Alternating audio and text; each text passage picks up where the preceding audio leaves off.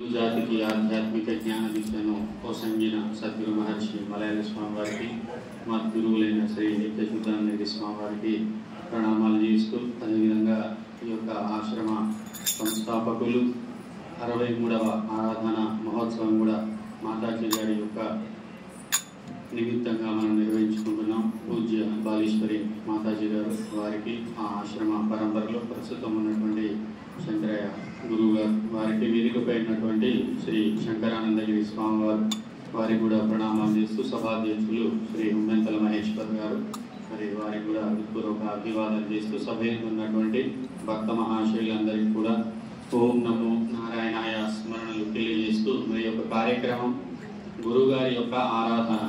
ఈ గురువుల యొక్క ఆరాధన అనేది ఎప్పుడు కూడా మనం నిర్వహిస్తూ ఉండాలి. మనకి తల్లిదండ్రులు మాంసమయమైనటువంటి దేహాన్ని ఇచ్చారు. మరి గురువులు ఏం చేస్తారు? మళ్ళీ తల్లి గర్భంలో ఈ మాంసమయమైనటువంటి దేహాన్ని పొందకుండా ఉండేందుకు తగినటువంటి మంత్రోపదేశము జ్ఞాన బోధ చేసి ముక్తిని పొందేటట్లుగా వాళ్ళు మరి అనుగ్రహాన్ని ప్రసరింపజేస్తూ ఉంటారు. కాబట్టి ఎప్పుడు కూడా గురువు ఆరాధన కానీ గురువు జయంతి కానీ నిర్వహించడం మన సనాతన సాంప్రదాయం. దాన్ని అనుసరించి ఆశ్రమ పెద్దలు కూడా నిర్వహిస్తున్నారు. వారికి కూడా విశేష అభినందనలు తెలియజేస్తూ అందులోనూ 63వ ఆరాధన 6+3 ఎంత అంటే 9. అదేవిధంగా ఇప్పుడు మనం ఎక్కడున్నామంటే 9 రోజుల్లోనే ఉన్నాం. నవరాత్రులు జరుగుతున్నాయి. సీతారామచంద్ర స్వామి వారి నవరాత్రులు. అట్లాగే మళ్ళీ ఈ 9 అంటే నవద్వారే పురే దేహి అని భగవద్గీత చెప్పింది. మన దేహానికి కూడా ఎన్ని రంధ్రాలు ఉన్నాయంటే 9 రంధ్రాలు ఉన్నాయి. ఈ 9 రంధ్రాలు కలిగినటువంటి దేహానికి పురము అని పేరుని భగవద్గీత నిర్దేశించింది. ఈ పురం యందు ఉండేటటువంటి వారిని పురుషుడు అంటారు. పురే తిష్టతీతి పురుష అని పురుష శబ్దానికి అర్థం చెప్పారు. ఆ పురుషుడే నీవు అని మనకి శాస్త్రాలన్నీ కూడా ఉద్ఘోషిస్తూ ఉన్నాయి.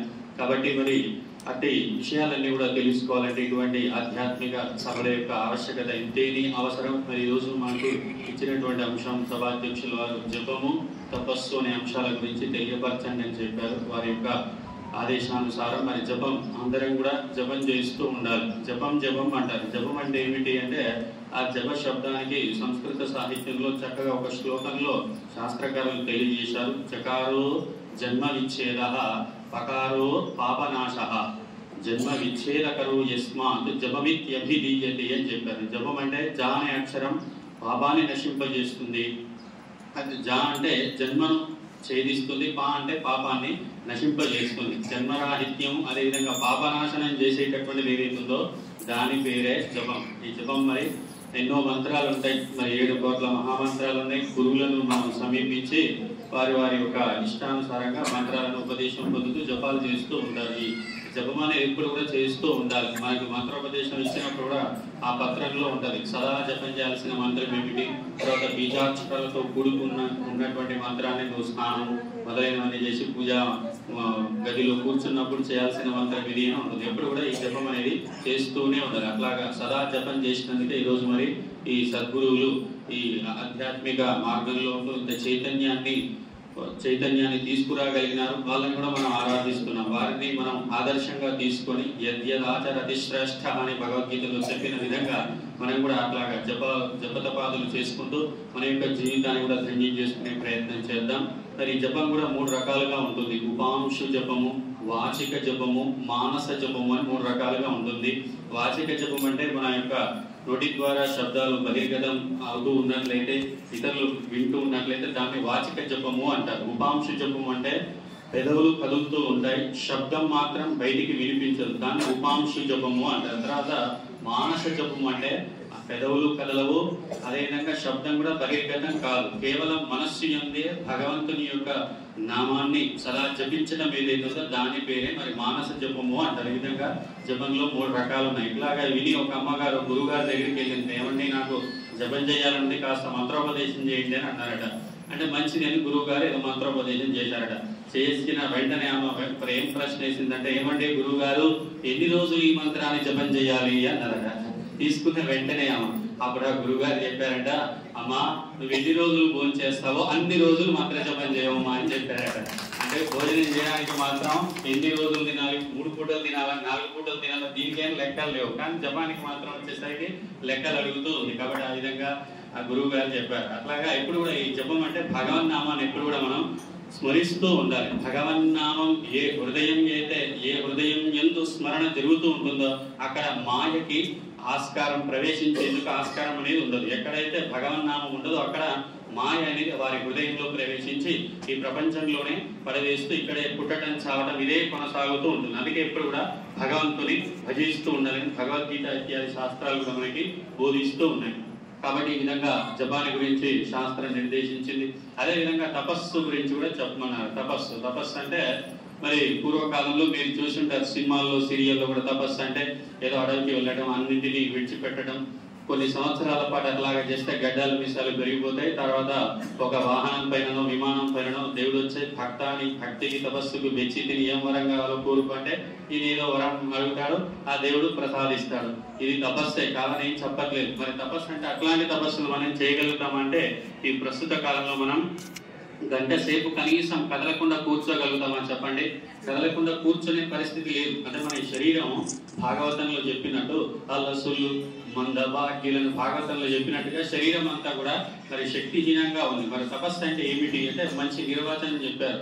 తపస్సు అనగా ఏమిటంటే త్రికరణములను నియంత్రణలో ఉంచుకున్నట ఏదైతుందో దాని పేరే తపస్సు అని చెప్పారు. త్రికరణాలంటే మనస్సు, వాక్కు, శరీరం. ఈ మూడింటిని కూడా త్రికరణాలు అంటారు. ఈ శరీరాన్ని, మనస్సును, వాక్కుని మూడింటిని కూడా నియంత్రణలో ఉంచుకోవడం ఏదైతుందో దాని పేరే తపస్సు అని చెప్పారు. అమరకోశం కూడా మనకి తప్యతేతి తపః, తపించుట ఏదైతుందో దాని పేరే తపస్సు. దేని కొరకు తపించాలి? లోకంలో ఎంతో మంది తపిస్తూ ఉంటారు. ఇప్పుడు IPL సీజన్ జరుగుతూ ఉంది. సాయంత్రం కాగానే పిల్లలందరూ దేని గురించి తప్పిస్తుంటారు? CSK ఎంత స్కోర్ పెట్టింది, ముంబై ఇండియన్స్ ఎంత స్కోర్ పెట్టారని దాని గురించి తప్పిస్తూ ఉంటారు. తప్పించని వాడు ఎవడూ లేడు ఈ లోకంలో. కాకపోతే తప్పించే లక్ష్యం మాత్రం వేరుగా ఉంది. పరమాత్మ గురించి తపన చెందట్లేదు. ఇతర వ్యవహారాలు, ఇతర విషయాల గురించి చింతన చేస్తూ ఉన్నారు. లక్ష్యం మార్చుకున్నట్లయితే అప్పుడు అది తపస్సు అనబడుతుంది. ఆ తపస్సు కూడా త్రివిధములుగా ఉంది అని మనకి గీతా శాస్త్రం తెలియజేసింది. కాయిక, వాచిక, మానసిక తపస్సులని శాస్త్రం తెలియజేసింది. అట్లాంటి తపస్సు అంతా కూడా ఎప్పుడు మనం చేస్తూ ఉండాలి. తపస్సు చేస్తే ఏమవుతుంది అంటే తపోహి క్షీణ పాపానాం, తపస్సుల చేత పాపం అంతా కూడా క్షీణిస్తుంది, నశిస్తూ ఉంది. మనిషికి మరి ఏదైనా ఆధ్యాత్మిక బోధ గురువు గారి ద్వారా శ్రవణం చేస్తే దాన్ని అర్థం చేసుకోలేకపోతున్నాడు. ఈ మొదలైన కారణాలన్నీ కూడా ఎట్లా వచ్చాయి, ఎందుకున్నాయి అంటే మనస్సులో సూక్ష్మ శరీరంలో పాపం అనేది ఉంది. ఆ పాపం పోవాలి. పాపం పోవాలంటే ఏం చేయాలి? తపస్సు చేయాలి. తపస్సు చేస్తే అప్పుడు ఆ పాపం అంతా తొలగిపోతుంది, మనస్సు శుద్ధమవుతుంది. చెప్పినటువంటి విషయం చక్కగా తెలుసుకోగలుగుతారు. కాబట్టి మనం ఎక్కడున్నాం ఏమిటి అనేది ప్రధానం కాదు, మనం ఏం చేస్తున్నాం అనేది ముఖ్యంగా మనం చూసుకోవాలి. ఒక గ్రామంలో ఇట్లాగే ఒక ఆశ్రమం ఉందట. ఆ ఆశ్రమంలో గురుగారి దగ్గర ఒక శిష్యుడు సేవ చేస్తూ ఆ సత్సంగాలు వింటూ ఇట్లాగా భజనలు, పారాయణలు చేసుకుంటూ ఉన్నాడట. దానికి ఎదురుగా ఒక వేశ్యాగృహం ఉందట. అక్కడ వేశ్యాగృహంలో ఏం జరుగుతుంది మీ అందరికి కూడా తెలుసు.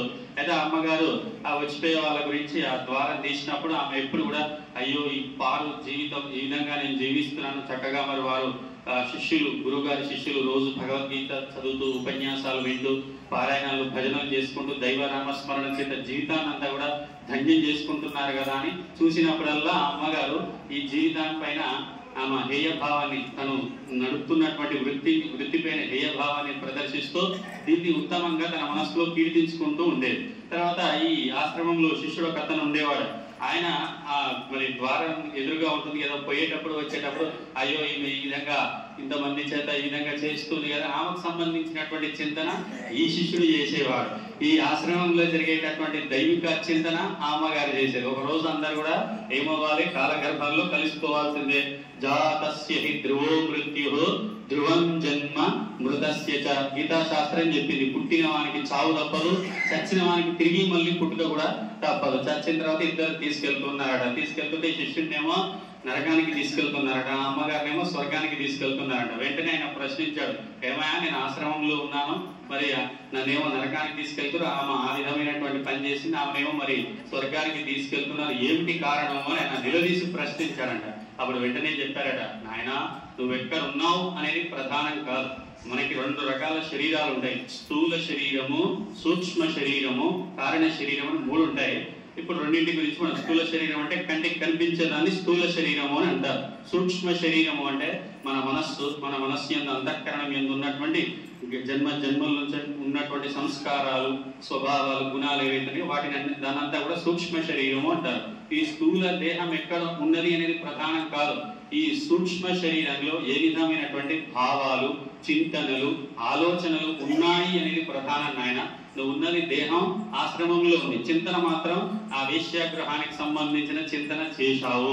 కానీ ఆమె అక్కడుండి ఈ ఆశ్రమంలో జరిగే దైవిక చింతన ఆమె చేసింది. కావున ఆమె స్వర్గానికి వెళ్తుంది, నీవు నరకానికి వెళ్తున్నావు అని చెప్పారు. కాబట్టి ఏమిటి అంటే ఇక్కడ మనం ఎక్కడ ఉన్నాం అనేది ప్రధానం కాదు. మన సూక్ష్మ శరీరం ద్వారా ఏ విధమైనటువంటి చింతన, ఆలోచనలు మనం కలిగి ఉన్నాం అనేది కూడా ప్రధానము. మన తపస్సు అంటే ఏమిటంటే ఇదే తపస్సు. మనస్సు ద్వారా కూడా మానసిక తపస్సులో ఇదే చెప్పారు. మన ప్రసాద సౌమ్యత్వం మౌనమాత్మ వినిగ్రహ భావ సంశుద్ధి తపో మానసముచ్యతే. భావ సంశుద్ధి, మన మనస్సు యందు భావాలు శుద్ధంగా ఉండాలి. అప్పుడు అది మానసిక తపస్సుగా పరిగణింపబడుతుంది అని మనకి శాస్త్రాలు కూడా తెలియజేశాయి. కాబట్టి ఈ విధంగా జపము, తపము ఇవి రెండు కూడా ఉండాలి. జప తపాదుల ద్వారా మరి మనిషి తన యొక్క పాపాన్ని పోగొట్టుకొని మరి అంతఃకరణ పరిశుద్ధతను పొందగలుగుతారు. అప్పుడు గురువులను ఆశ్రయించి మరి మనకి ఉపనిషత్తులో చెప్పినట్టుగా మరి ఉత్తిష్టత, జాగృత, ప్రాప్యవరా, నిబోధత అన్నట్టుగా లేండి.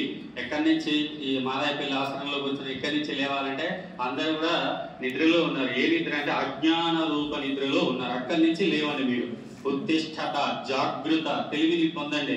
అక్కడి నుంచి గురువులను ఆశ్రయించండి. గురువుల ద్వారా జ్ఞానాన్ని పొంది జన్మను సార్థకత చేసుకోండి అని మనకి కఠోపనిషత్తులు యమధర్మరాజు గారు తెలియజేశారు. కాబట్టి అట్లాగా మనందరం కూడా మరి అజ్ఞాన నిద్ర నుండి లేచి గురువులను సమీపించి వారి ద్వారా చక్కగా ఈ జ్ఞానాన్ని తెలుసుకొని మన జీవితాలను చేసుకునేటటువంటి ప్రయత్నాన్ని చేసేదము గాక. మరి యొక్క అవకాశం ఇచ్చినటువంటి యాజమాన్యం